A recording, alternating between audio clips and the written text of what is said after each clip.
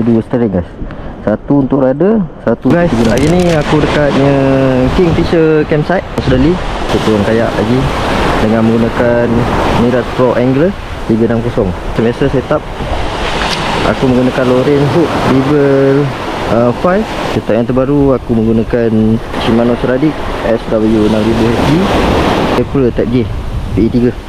Setup yang kedua, semasa aku menggunakan Shimano Kakuta Conquest MG 401FG Rapper BB Type J PE4. So untuk aksesori road holder, jack attack korang boleh dapatkan dekat Nautic Adventure Sport. Nanti aku letak kat description. Hari ni aku dengan tim SSEA dan Zat Fishing dengan Abang Han. So jom lancur guys.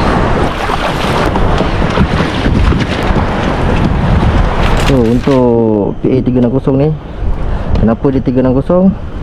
Kalau perasan dia punya anak panah ni, kita ada dua steering guys. Satu untuk rudder, satu untuk 360. So untuk 360 ni dia akan tukarkan fin kita, boleh pusing 360. Tengok anak panah guys. So center dia pusing balik. So memang itulah kelebihan kayak 360 ni. Kita centerkan balik. So ni dah center lah. Oh, aku nak setting kejap. Tak aku bottom. Kita nak main up10 trolling. So aku akan gunakan setup ni. Ini setup terbaru aku. Ini nama dia Kapus Slipper.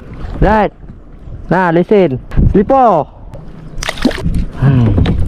Ngacau lah. Slipper guys. Kau nak ambil ni? Oh okey ada. Okey ada. Alhamdulillah. Alhamdulillah. Merah? Ha? Merah? Kalau merah apa? Biki. Mantap kan? Alhamdulillah guys, ada juga anak ikan. Anak ikan apa ni? Tambat eh? Ni nak cocok mana? Kepala eh? Nak cari lagi apa?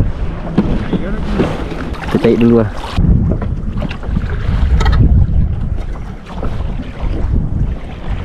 Tu kunyit.